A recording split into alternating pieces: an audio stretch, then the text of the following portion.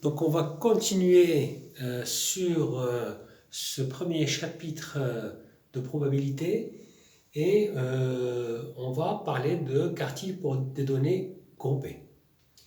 Alors pour les données groupées, je vais d'abord parler de ce que c'est que les fréquences cumulées croissantes. Alors supposons qu'on a dans cet exemple trois classes, la classe 0,10, la classe 10,20 et la classe 20,30, n'est-ce pas? Alors donc je vais mettre les fréquences ici, fréquence absolue par exemple.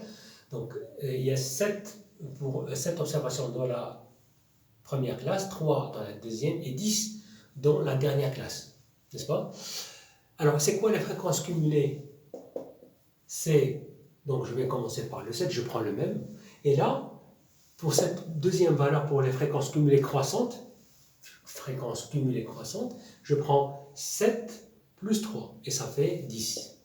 N'est-ce pas? Pour cette valeur, je prends 10 plus 10, ça fait 20. C'est-à-dire là, c'est 7 et là, cette valeur-là, c'est le cumul de ça et ça, donc je le mets ici. Et 20, je prends le cumul de ça et ça fait 20. C'est ça les fréquences cumulées croissantes.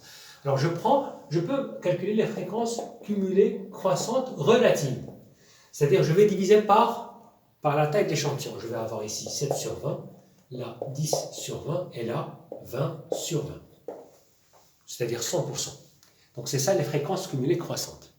Ok? Alors dans cet exemple-là, on a 8, c'est la borne, donc on a 1, 2, 3, 4, 5, 6 classes, n'est-ce pas? Dans cet exemple-là, on a 6 classes, n'est-ce pas? Alors, la borne sup, donc là, ce sont les bornes sup de la classe. 8, c'est la borne sup de la première classe. Comme ici. 10, c'est la borne sup de la première classe. Mais pour cette première classe, dans cet exemple-là, le 8, c'est la borne sup de la première classe. 12, c'est la borne sup de la deuxième classe, dans cet exemple-là. Dans cet autre exemple, le 20, c'est la borne sup de la deuxième classe. Alors, 16, ici, c'est la borne sup de la troisième classe, etc. Alors, c'est quoi 7 ici? Ça, c'est en pourcentage. Hein? Donc, ça, c'est 7%, 12,3%, 12,1%, 48,1%, 81,7%, et là, 84,7%.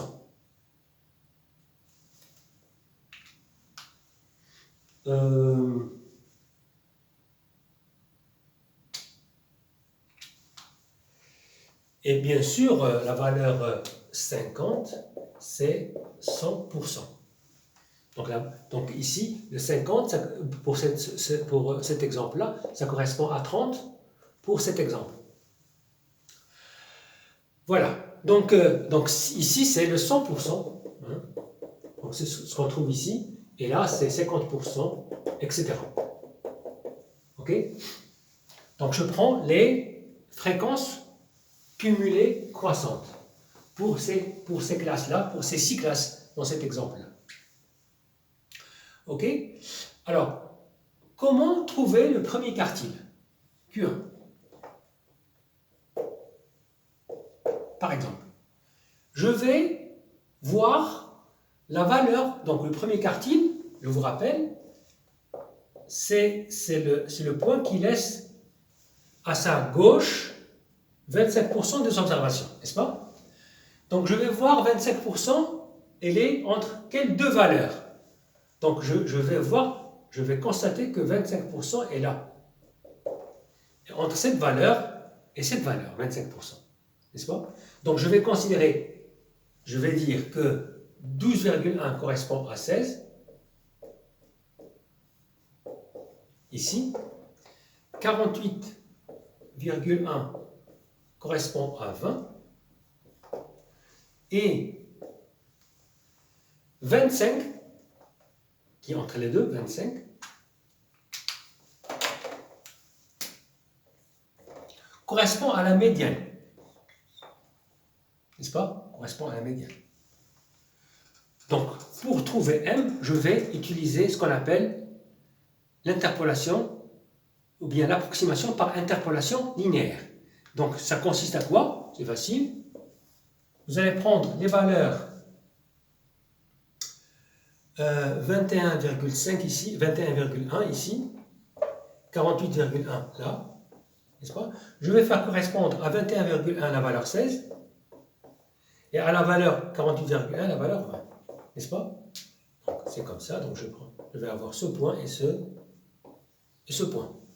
Ensuite, je vais les joindre par un segment et je vais placer la valeur 27 quelque part ici. Et je vais projeter ce segment sur, sur le segment que j'ai tracé tout à l'heure.